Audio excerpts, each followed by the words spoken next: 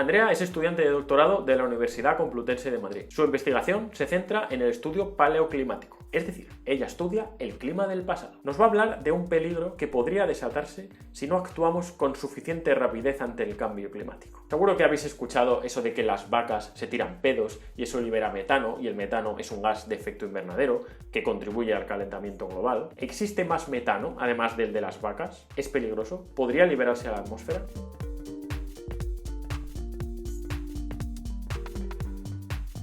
Las vacas emiten metano. Pero ¿por qué nos importa el metano? Pues básicamente porque el metano es un gas con un potencial de calentamiento global enorme. Es decir, que para unos 20 años una tonelada emitida de metano equivaldría a unas 86 toneladas de CO2. Y actualmente tenemos emisiones naturales y antrópicas. Entonces, si vemos los valores, dependiendo de la fuente y el origen de los datos de procedencia, vemos que las fuentes naturales superan a las antrópicas o al contrario. Pero bueno, más o menos están en los mismos órdenes de magnitud. Y cuidado que estos datos están en millones de toneladas, y estos son muchos kilos de metano al año.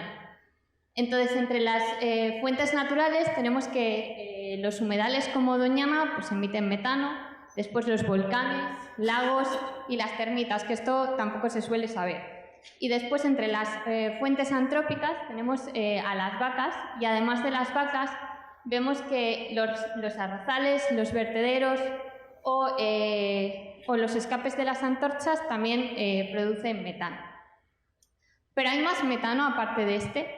Bueno, pues la verdad es que sí. En realidad, aparte de las emisiones antrópicas y de las naturales, vemos que tenemos grandes almacenes en el subsuelo que tienen metano.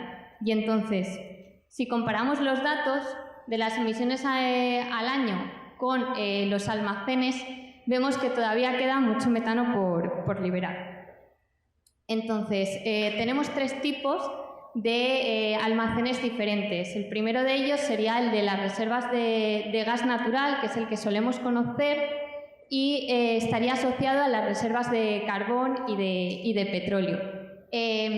Durante estas explotaciones, en realidad, estas emisiones ya se cuentan en las emisiones antrópicas, y esto en realidad no nos interesa tanto. El caso es que tenemos otros dos almacenes que no se suelen conocer tanto y que son muy importantes. Estos son los almacenes de metano en forma de hidratos de metano, que estarían almacenados por una parte en el subsuelo oceánico ligado a sedimentos marinos y por otra parte en las capas profundas del permafrost. El permafrost es básicamente el suelo congelado y del que hay una charla el jueves. ¿Pero qué son estos hidratos de metano?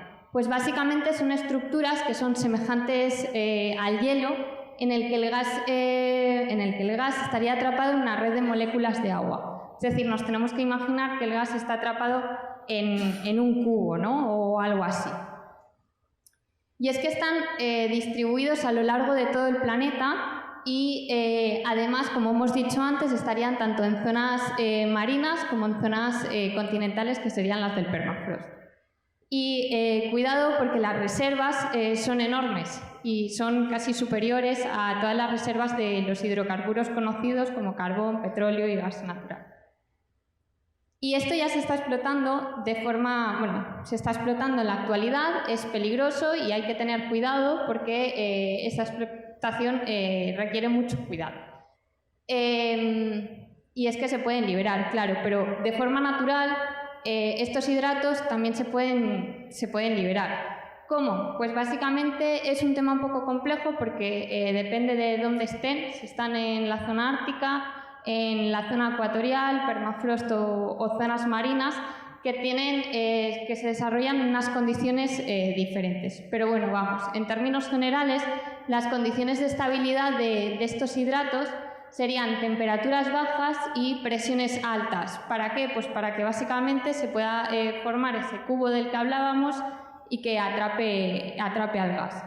El caso es que si esto se cambia, si aumentamos mucho las temperaturas, deberíamos de subir muchísimo la presión. En el caso de las zonas oceánicas, subir mucho la presión de la columna de agua para que siguiese atrapando ese cubo al gas. En caso contrario, el metano se podría liberar. ¿Y qué pasaría? Pues básicamente entraríamos en un ciclo de realimentación en el que en cuanto más metano, mayor temperatura y después volveríamos a tener más metano.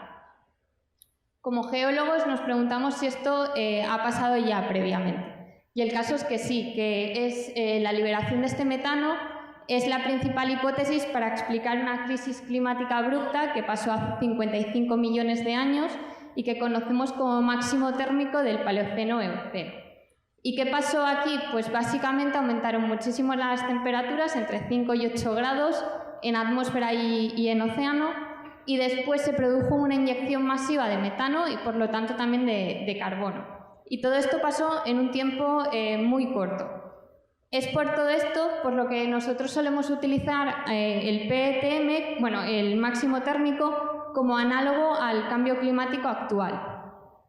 Sin embargo, en este gráfico vemos que estos autores lo que hacen es que proyectan las emisiones de carbono actuales con las emisiones, con todas las emisiones que se produjeron en ese máximo térmico. Y vemos que bueno, se emite un montón en la actualidad. El caso, bueno, como resumen, estamos emitiendo mucho y en muy poco tiempo. Y ya para concluir, el IPCC, que es el panel de expertos para el cambio climático, considera este tema muy importante y dice que aunque es muy poco probable que esto ocurra en un corto o largo plazo, en un corto o medio plazo, que en el caso de que se produjese una liberación abrupta de estos hidratos de metano, que esto supondría un punto de no retorno. ¿Y qué es esto? Pues básicamente que el clima no volvería a ser tal y como lo conocemos en la actualidad durante milenios. Así que es un tema que hay que tener en cuenta.